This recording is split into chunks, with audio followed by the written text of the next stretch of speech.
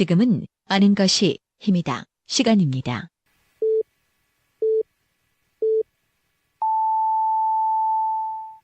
Welcome to the best podcast. Knowledge. It's power.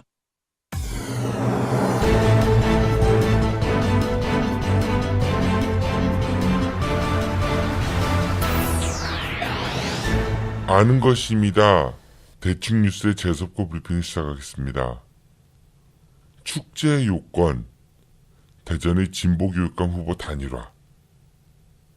지난주 브리핑에 이어 이번 주도 역시 대전의 진보교육감 후보 단일화에 대해 말씀드리고자 합니다. 지난주 목요일 저희 아는 것입니다에서는 다가오는 지방선거에서 자칭 진보교육감 후보라고 주장하면서 출마를 희망하고 있는 대전교육연구소 성광진 소장, 대덕대학교 최한성 교수, 그리고 달팽이학교 승광은 교장을 초청해 두 번째 생방송을 진행했습니다. 그런데 공교롭게도 이날은 대전 지역의 시민사회단체 115개가 모여서 창립한 민주진보진영 교육감 단일화 기구인 대전교육희망 2018의 후보 등록 마감일이었었고, 경선 룰에 있어 불만을 표시했던 대덕대학교 최한성 교수와 달팽이학교 승광은 교장이 끝내 후보 등록을 하지 않아 단일화 기구에 의한 후보 경선이 대전교육연구소 성광진 소장 단독 입후보라는 사실상 3분의 1족짜리가 되어버린 날이었습니다. 대신 최한성 교수와 승광은 교장은 시민단체의 후보가 아닌 시민의 후보가 되겠다며 향후 진보진영 교육감 후보 단일화의 가능성을 열어두었습니다. 그리고 지난 1월 3일 성광진 소장은 단일화 기구인 대전교육희망 2018 측에 후보 등록일을 1월 18일까지로 연장해달라고 공식 요청했고, 경선 룰 또한 등록을 하지 않았던 두 잠정 후보들과 원점에서 재논의하겠다는 입장을 공식적으로 밝혔습니다. 각자 여러 입장들이 있을 것입니다. 그리고 잠정 후보자들 뿐 아니라 그들을 돕는 주변 분들의 의견 역시 무시 못할 것입니다. 그런데 벌써부터 여기저기서 말이 많이 나오고 있습니다. 어떤 선거 세력이 개입을 했다. 누군가의 정치적 음해가 시작됐다. 뒷거래를 시도할 것이다. 재섭고는 그 어떤 말도 믿지 않습니다. 재섭고는 오로지 대전 교육의 희망을 위해 자신이 쓰이기를 간절히 바라고 있는 3명의 잠정 후보들의 진정성과 시대적 과제만 바라볼 뿐입니다. 그리고 그 과제를 완수하기 위해선 자신이 단일 후보가 되는 것보다 자신을 돕는 주변 분들의 입장보다 선거에서 당선되어 교육감직에 오르는 것보다 많은 시민들이 열망하고 있는 이 비효율적이고 인간미라고는 찾아보기 어려운 현재의 교육을 우리 아이들에게 물려주지 않기 위해 자신을 희생하겠다는 각자의 마음이 비교할 수 없을 만큼 중요하다는 것을 명심하시기 바랍니다. 재섭고는 성광진, 최한성, 승광은 3명의 잠정 후보들을 응원합니다. 이 3분 모두가 우리 지역의 교육계에서 정말 존경받는 큰 어른이 되시길 진심으로 바랍니다. 그리고 지금이 그럴 수 있는 좋은 기회입니다. 역대 교육감의 이름 올리고 사진 올리고 이런 것보단 훨씬 더 가치 있고 시민들의 가슴 속에 영원히 기억될 우리들의 선생님이 되셨으면 좋겠습니다. 축제는 무대에 오르는 배우도 중요하겠지만 이들에게 박수와 환호를 보내줄 관객들이 없다면 결국 그들만의 리그로 전락할 뿐입니다. 오늘의 제스코 브리핑이었습니다. 지금 여러분들의 자동차는 안녕한가요?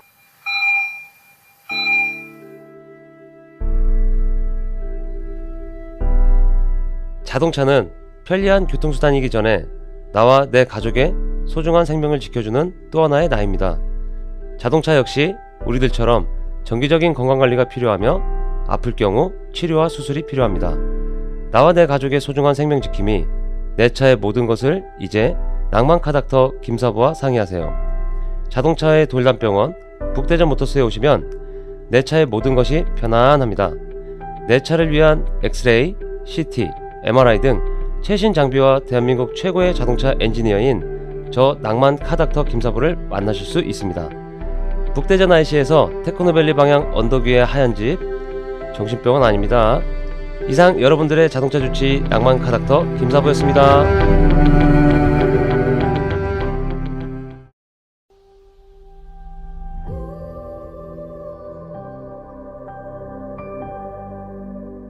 여러분 안녕하세요. 녹색연합 홍보대사 김미화입니다. 여러분 지구를 지키는 방법 뭐라고 생각하세요? 굉장히 어려운 말이죠. 지구를 내가 지킨다? 녹색연합에 여러분들 회원이 돼주시는 방법이 가장 빠른 방법이거든요. 아름다운 지구인으로의 변신. 대전 충남 녹색연합 회원이 돼주십시오. 파이팅! 파이팅! 시민에서 회원으로!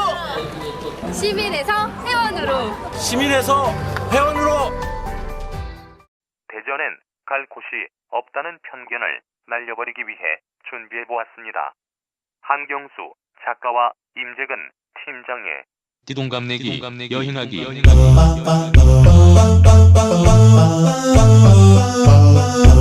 여행을 좋아해서 기자 생활을 정리하고 여행 작가의 길로 들어선 66년생 말띠 한경수 작가와 대전의 역사에 푹 빠져 살고 있는 평화통일운동본부 7, 8년생 말띠 임재근 교육연구팀장이 테마를 바꿔가며 대전 여행을 떠납니다. 지금 카카오톡에서 아는 것이 힘이다를 신고 추가하시거나 팟빵이나 유튜브, 페이스북에서 아는 것이 힘이다를 검색해주세요.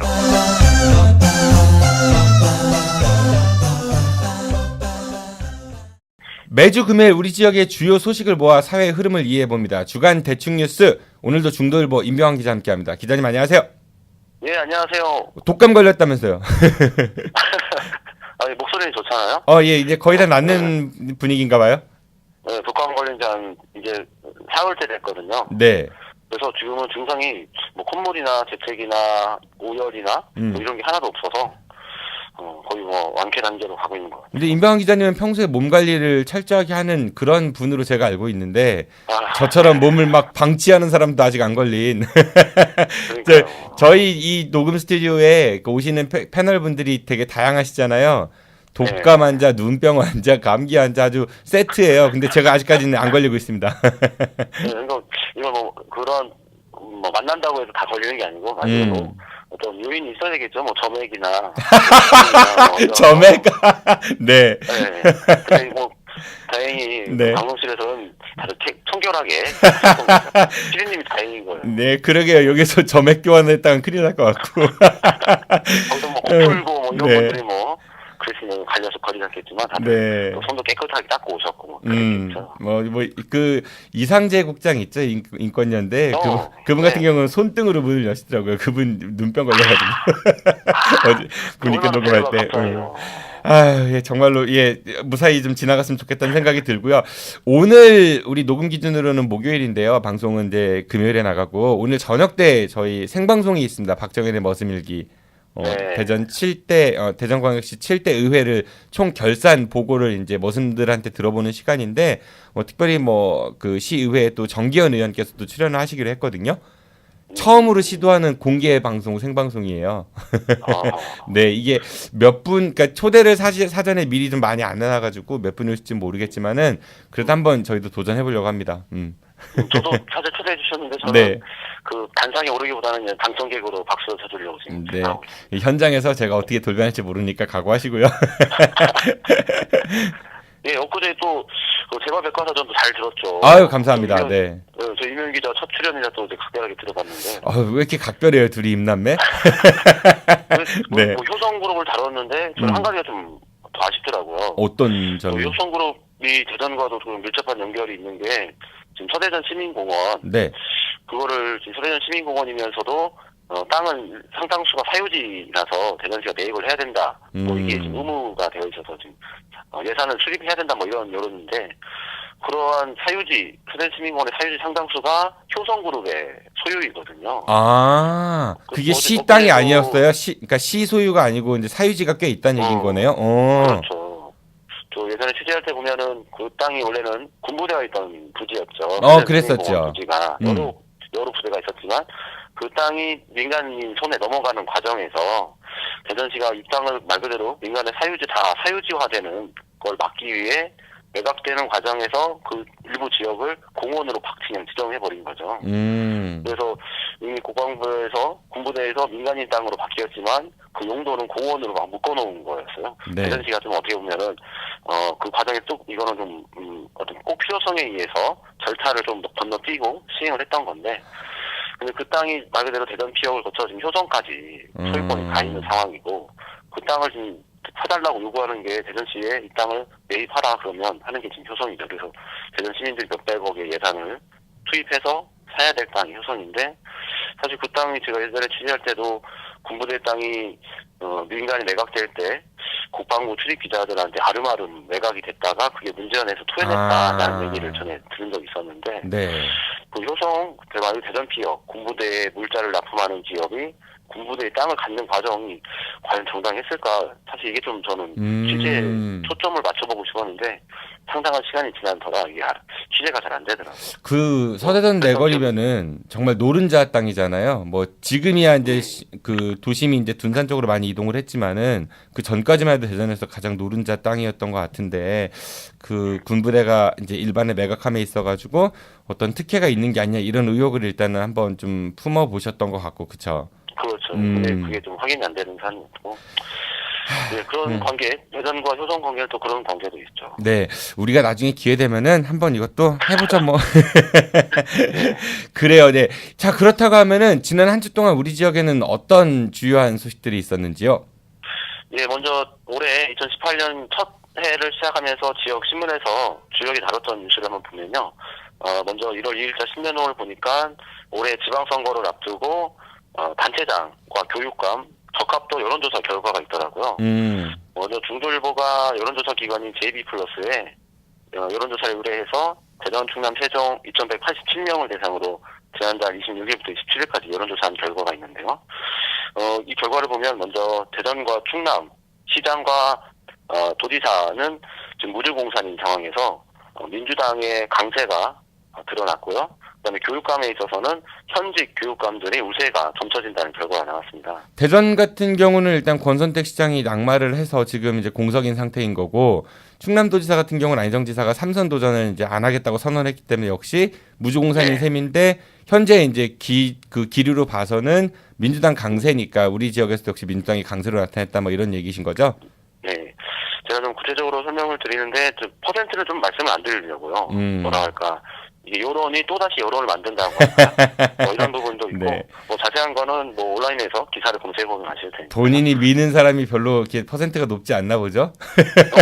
그렇지 않고 네. 누가 잘 나간다고 하면 그 옆에서 덩달아 찍는 현상이 또 발생하잖아요. 뭐 그런 것 때문에 일단 대전에서 보면은 박범계 의원이 박성효 전 대전시장을 한 2배가량 높게 나오고 있고 2위 적합도 조사에서 2위에 나온 박성효 전 시장과 허태전 유성구청장이 사실 근소한 차이로 지금 2위 그룹을 형성하고 있는 걸로 나왔고요. 충남도지사 후보군 적합도 조사에서는 박수현 청와대 대변인이 높게 나왔고요. 같은 당 양승조 의원이 10%포인트 차로 2위 그룹, 그리고 자유한국당 이명수 의원도 근소한 차이로 3위에 기록이 되어 있습니다. 대전 교육감에 있어서는 설동호 현직 교육감이 성광진 대전교육연구소장이나 승광은 달생이학교 교장을 한 2배 이상 앞서는 것으로 지금 나오고 있습니다. 일단 민주당 같은 경우는 지금 뭐 흐름이 좋은 상태니까 사실 박성유 전 시장하고의 대결 이런 거보다 민주당 안에서 누가 이제 후보로 나설 거냐에 대한 관심이 더 많이 집중되는 것 같기는 해요. 박범계 의원 같은 경우 누가 나올 것이냐 뭐 이런 얘기도 있었죠. 박범계 의원 같은 경우는 전국적인 인지도가 좀 있는 인물이기도 하고 반대로 이제 이상민 의원도 뭐 출마설이 쭉쭉 얘기 나오고 있는데 사선인데 우리 지역에서 근데 생각보다는 파급력이 현재까지는 조금 덜하신 것 같고 허태정 청장이 유성구청장이 오히려 다크호스로 부상하는 이제 그런 형국인 것 같아요. 어떤 이번 적합도 조사에서도 생각보다 2위 그룹을 팽팽하게 좀 만들고 있는 거 보니까 생각보다 좀 높게 나오고 있는 것 같습니다. 그 박성유 전 시장 같은 경우는 대표적인 친박계 인사로도 이렇게 거론이 많이 됐잖아요. 예전에 뭐 대전은요 그것 때문에 이제 그렇죠. 그 좀 드라마틱한 결과를 연출하기도 했었고, 근데 제가 좀 안타까운 거는 이건 여담이지만요. 우리 이제 방송 패널 중에 정의당 김윤기 위원장 있잖아요. 네. 중도일보 여론조사 보니까 그분도 이제 그 후보군에 집어넣고 돌렸더라고요. 네. 근데 이제 정의당이 좀 지지율이 낮게 나오긴 하지만은 자유한국당의 이정우 의원보다 김윤기 위원장의 그 적합도가 더 떨어지더라고요. 그래서 인기도가 너무 좀 낮기 때문에. 그 제가 만나면 약 올려주려고 벼르고 있습니다. 이런 여론조사가 사실은 보면은 어떤 적합도라는 이름이긴 하지만 사실은 그동안 얼마나 알고 있느냐, 그러니까 내가 잘 아는 이 사람의 이름을 찍은 경향도 좀 있어 보여요. 그러니까 인지도를 보는 것 같아요. 네. 내가 그냥 알고 있던 사람에 대한 이름을 표기했던 거지. 뭐 그런 것 같습니다. 네, 정의당 좀 분발해야 될 것 같고요. 정당 지지도 한번 보면요. 정당 지지도가 지금 대전에서 민주당이 한 50%, 충남에서도 51%로 자유한국당의 지금 2배 정도 앞서고 있는 상황이라 이번에 어떤 말 그대로 당 민주당 안에서 누가 나오느냐에 어떤 문제가 될 수 있을지언정 어느 당이 되느냐에 대해서는 썩 문제되지 않을 것 같은 느낌이네요. 예전에 그런 얘기가 있어요. 이겼다고 생각했을 때가 가장 큰 위기이다 이런 말이 있거든요. 민주당 같은 경우는 사실은 지금 높은 지지율에 있어서 상당수는 물론 민주당이 열심히 하는 측면도 있겠지만은 지난 정권에서의 적폐 때문에 반대급부로 지지하는 분들도 꽤 많으신 걸로 알고 있거든요.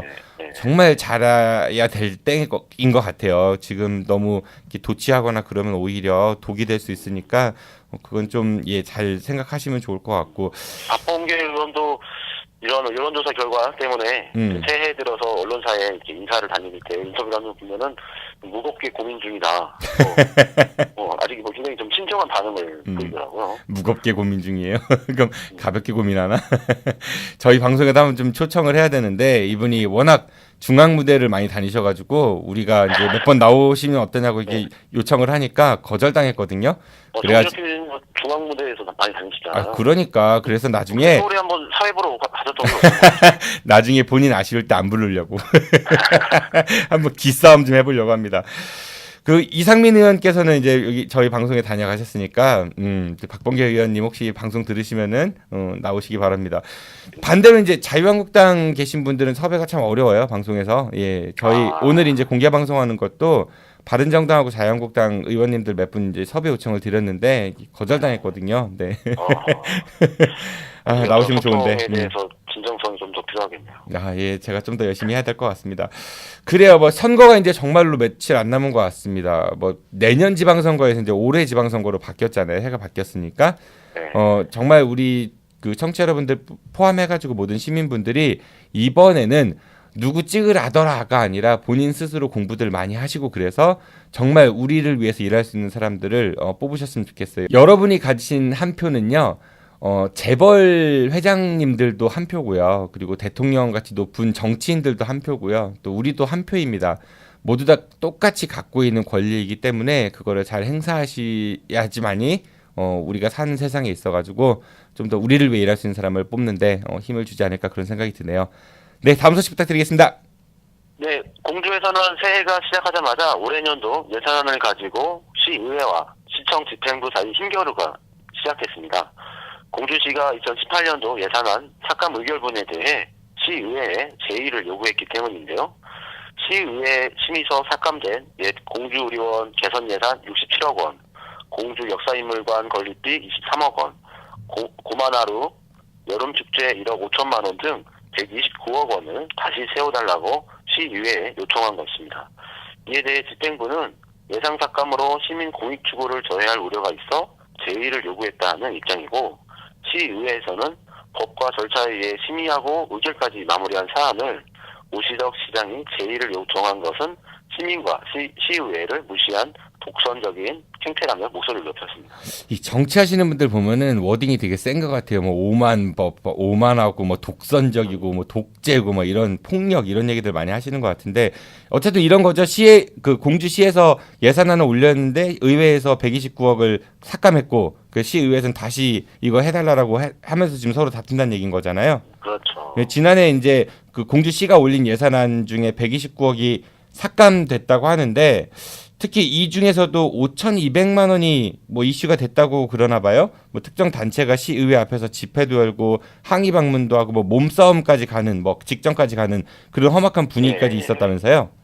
그 말씀처럼 이제 5,200만 원 삭감에 대한 반발이 집단 행동으로 이어지고 있는데요. 주민자치협의회 예산 5,200만 원이 시의회에서 삭감된 것 때문입니다. 이에 대해 주민자치협 회원과 임원들은 지난달 18일 시의회에 집단 항의 방문하고 28일에는 공주시청 앞에서 의원 전원 사퇴 등을 주장하며 시의회 규탄 성명을 발표하기로 했습니다. 16개 읍면동 400여 명으로 구성된 주민자치협의회는 정치적 편향성에 대한 지적이 의회 내에서 제기되고 있고요. 또 토크쇼를 진행했는데 이게 시장 띄워주기였다는 판단이 시의회 내부에서 있는 거죠. 협의회는 이런 결정에 반발해 시내 시의회를 규탄하는 플랜카드를 내걸고 있고요. 또 이게 일부 훼손되기도 했는데, 반대로 주민자치 예산으로 시장 선거 토크쇼를 진행시킨 협의회장은 사퇴하라라는 플랜카드가 부착되는 등 혼란이 지속되고 있습니다. 그 총 129억 원 중에서 이 5,200만 원이 뜨거운 감자다 뭐 이런 얘기인 것 같은데, 그 주민자치협의회가 5,200만 원 그 예산에서 이분들의 활동이 주로 현재 시장을 이렇게 지지하는 듯한 그런 모임의 돈으로 쓰이는 것 같다, 뭐 이런 게 지금 그 둘이 싸우는. 너네들 예산을 세워주면 이렇게 하는 거 아니냐, 뭐 이런 식의 판단하고 있다는 얘기죠. 네, 네, 어떻게 될지 궁금하네요.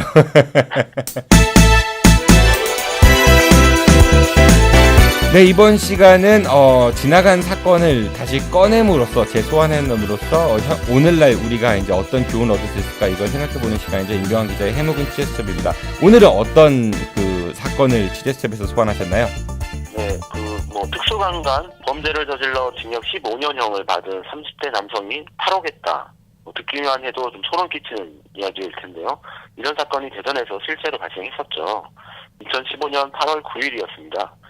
치료감호 선고를 받고 공주 치료감호소에서 치료와 수영을 병행하던 수영자 33세 김모 씨가 대전의 한 종합병원에서 임용치료를 받다가 감 씨가 소홀한 틈을 타고 병원 밖으로 탈주했었죠. 결과적으로 김 씨는 하루 만에 자수했는데요. 그 사이 일반 여성을 폭행하는 추가 범죄까지 저질러 사회적 공분을 샀던 사건입니다. 저도 이 뉴스 기억납니다. 뭐 병원 계단 CCTV 딱 보니까 막 뛰어난 장면이라든지 그 앞 주변 아파트에서 이제 옷 갈아입는 장면, 이런 것들 올라가고 내려올 때 옷이 달랐고, 그렇죠?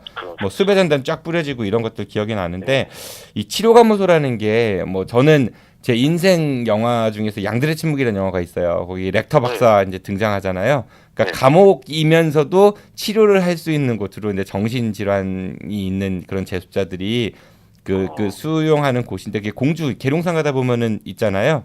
계룡산 지나서 있던가요? 아무튼 예, 그 길목에서 이렇게 가는 편말도 있는 것 같아요. 저도 이때 치료감호제도라는 걸 처음 알았는데요. 금고 이상의 죄를 범한 정신장애인이나 마약 등의 중독자가 재범의 우려가 있을 때 검사의 청구를 받아서 법원이 최대 15년까지 국립법무병원에서 보호구속해 치료받도록 하는 제도입니다. 범죄를 저질렀는데 이게 정신질환에 의한 사건이라고 판단될 때 피의자를 일반 교도소가 아닌 치료시설이 갖춰진 법무병원, 즉 치료감호소에 수용한다는 의미인데요. 조영병, 즉 정신분열증이나 소아성 기호증처럼 정신성적 장애자, 약물 중독자 등이 이곳에 수용됩니다. 강남역 살인사건처럼 사회를 경화시킨 사건의 상당수 피의자들이 이곳에 현재 수용되어 있습니다. 일부러 여기 가려고 하는 사람들도 있다 하더라고요. 그 영화 부당거래라는 거 혹시 보셨어요?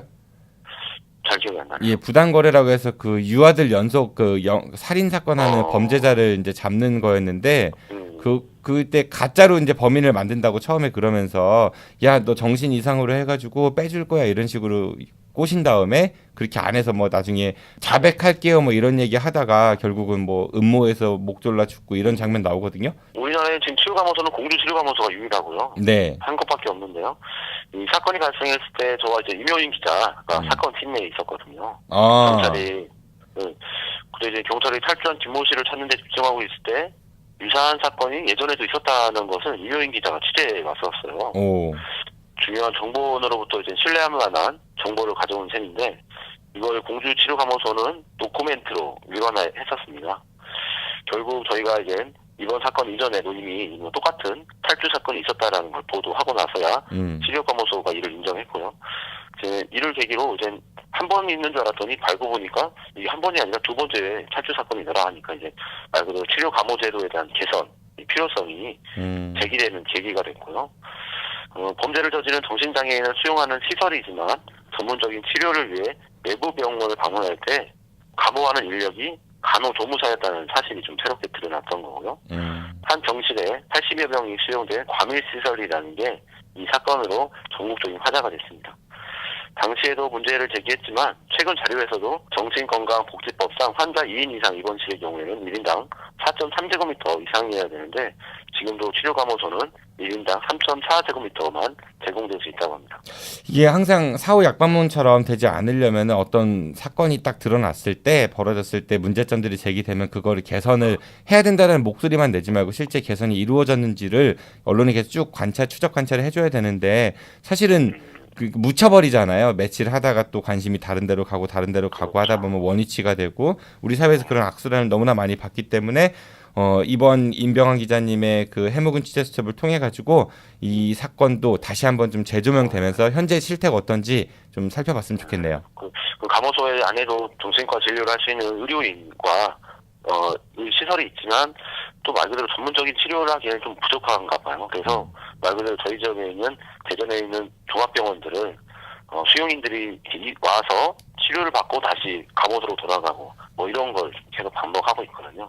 이 과정에서 지금 탈주가 발생했었던 거고 그때 제가 또 감호소를 한 3번 정도 방문을 했어요. 네. 그래서 그 주변을 이제 한번 둘러보는데 그 철책에 좀 구멍, 말 그대로 속된 말로 개구멍처럼 사람이 들어갈 수 있는 구멍까지 있더라고요. 말 그대로 이제 교정시설이면서도 치료시설이기도 한 어떤 치료감호소, 어떤 정체성, 최소한의 어떤 이런 교정시설도 갖춰져 있지 않은 그 시설들을 보는 또 계기가 있었죠.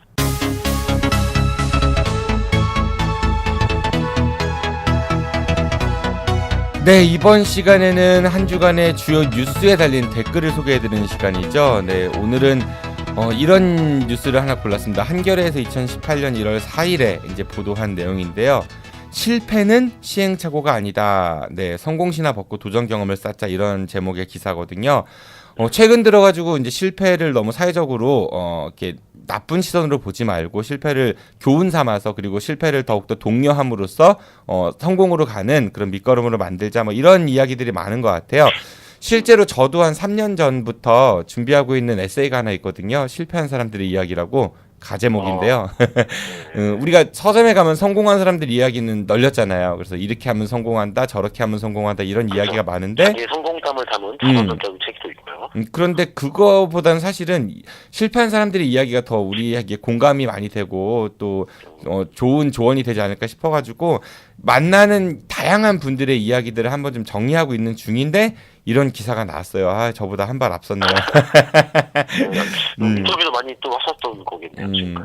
임병환 기자님 혹시 인생에 있어서 가장 실패라고 느꼈을 때가 언제인가요? 현재까지? 저는 사업을 아직 해보진 않았기 때문에 근데 저는 대학교 때 동아리를 활동을 열심히 했어요. 네. 근데 동아리 활동할 때 제가 어떤 선배로서의 어떤 축제할 때 공연을 좀 해야 되는데 공연을 앞두고 제가 좀 실수를 한 게 좀 있었죠. 그냥 어렸을 때지만 큰 상처기도 하지만 그게 또 잘 아물어서 그러한 어떤 실수, 사람에 대한 실수를 하지 않는 또 계기가 되기도 했죠. 근데 우리가 이제 이 실패를 이제 나쁘게 평가하지 말자라고 말들은 많이 하는데 실제 사회에서는 그렇지가 않죠. 실패를 용납을 잘 안 해주는 게 우리 사회적 분위기잖아요.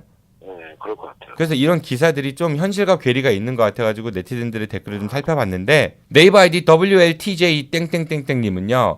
실패와 실수, 위로에 한없이 인색한 나라. 힘들다고 하면 잘하고 있어 힘내 한마디보다 내가 더 힘들어 찡찡대지 마 라고 하는 나라. 공감 가죠. 네. LWKE 나도 이러고 있는데 너는 못해 뭐 이런 거죠. 그러니까 말이에요. 네이버 아이디 LWKE 땡땡땡땡님은요. 말 같자는 소리를 해야지 크크크 하고 대한민국에서 실패하고 재기가 가능하다고 봄 크크크 하고 대한민국에서 한 번의 실패는 인생 실패나 마찬가지야. 무슨 실패가 시행이고 과정인지 크크크. 그런 말은 서양 외국이나 가능한 거고 한국에서는 절대 실현 불가능하다. 이런 좀 굉장히 세게 말씀을 주셨어요. 네이버 아이디 A4DC 땡땡땡땡님은요. 금수저야 도전했다가 실패해도 일어날 수 있는 여건이라도 있지. 평범한 사람들은 한 번 실패하면 요단강 건너야 한다. 네, 좀 슬픈 이야기죠. 네, 그러니까 이게 좀 너무 비관적인 멘트들 같지만 사실 공감이 좀 가기는 해요. 네이버 아이디 LIVE 땡땡땡땡님은요. 꿈 같은 소리 하고 있네. 실패하면 그 담당자를 회사에서 놔둘까? 뭐 이런 이야기. 뭐 임병희 기자님 직장인이시니까 회사에서 좀 이렇게 실패하고 그러면은 회사에서 격려해 줄까요? 네, 회사에서 실패, 목표 달성, 목표 달성 뭐 이런 부분은 말 그대로 어려운 상황이죠. 네이버 아이디 FASC 땡땡땡땡님은요. 20대 어린 나이에 실패 한번 하면 일단 부모부터 다른 자식이랑 비교하면서 속 터진다고 하는 나라에서 무슨 우리나라에서는 다른 사람보다 조금 늦으면 인생 나고자 낙인 찍히는데 라는 목소리를 주셨고요. 네이버 아이디 GOMS 땡땡땡땡님은요. 직위와 신분과 시 특권 남용만 사라진다면 대한민국 근로자 회사원들 모두 돈만을 위해 일하는 것보다 자신들이 한 일을 인정받으려고 더 열심히 할 것입니다. 좀 약간 희망적인 이야기를 주셨네요. 그리고 마지막으로 네이버 아이디 QKRE 땡땡땡땡님은요. 좀 셉니다. 꼰대 새끼들아. 남한테 도전하라고 미친 소리 하기 전에 니부터 네가 한 말 지켜서 도전해봐. 말하고 행동하고 따로 노는 양심 없는 새끼들. 이런 글을 남기셨어요. 그러니까 우리 도전도 사실은 많이 안 해보잖아요. 실패도 없는 만큼. 저는 지금도 도전입니다. 이 방송 제작하는 것도 도전입니다. 네, 피디님 지금 대단한 도전하고 있어요. 이게 그러니까 앞에서 강연하시고 전문가들 조언 주시는 분들 보면은 참 훌륭하고 좋은 얘기들이 많은데 또 한편으로 그런 생각 들 때도 있잖아요. 당신이 한번 해봐 뭐 이런 것들 있잖아요. 당신이야 뭐 책에서 배운 내용들, 남 얘기 인터뷰한 내용들 가지고 말하지만은 남일이라고 그렇게 쉽게 얘기하는 거 아니다. 이런 얘기들도 있는 것 같고. 그러니까 무엇보다도 공감 능력이 제일 중요한 것 같습니다. 저 그래서 예전에는 처세술 뭐 이런 책들을 왕왕 읽었는데 요즘에는 안 읽어요. 제가 뭐 성공하는 사람들 7가지 법칙 뭐 이런 게 저희 학교 다닐 때 네, 스티븐 코비 학사과 네 했었거든요. 근데 뭐라고 할까요? 우리 그런 거 읽으면 꼭 말 그대로 부자가 돼야 되고 뭐 분명히 성공을 이뤄야 될 거 그런 게 인생일 것 같은 묘사이거든요. 저희가 살아보면은 꼭 그런 게 성공한 사람은 아니잖아요. 그 코비 박사가요 그 책으로 돈 많이 벌어도 사업했거든요. 몇 년 있다 쫄딱 망했습니다. 그래요? 네네. 그게 말하고 실제하고는 다른 거예요. 이상과 현실이 참 괴리가 있습니다. 말씀드린 제 직업의 위로가. 그래요. 임병희 기자님 오늘도 고생 많으셨고요. 우리 방송은 다음 주 금요일에 뵙는 거고 이따 저녁 때 생방송 때 또 뵙도록 하겠습니다. 고맙습니다. 안녕히 가십시오. 네, 수고하셨습니다. 지금까지 대충뉴스의 중도일보 임병환 기자였습니다. 내일은 모처럼 방송이 없는 날이네요. 띠동갑내기 여행하기 시즌3 네, 대전과 미래세대편 촬영이 얼마 전 끝났고 한참 편집 작업 중입니다. 다음 주 토요일에 만나실 수 있고요. 네, 즐거운 주말 보내시기 바랍니다. 지금까지 진행의 정진호였습니다. 청취해주셔서 고맙습니다. 안녕히 계십시오. I'll be back.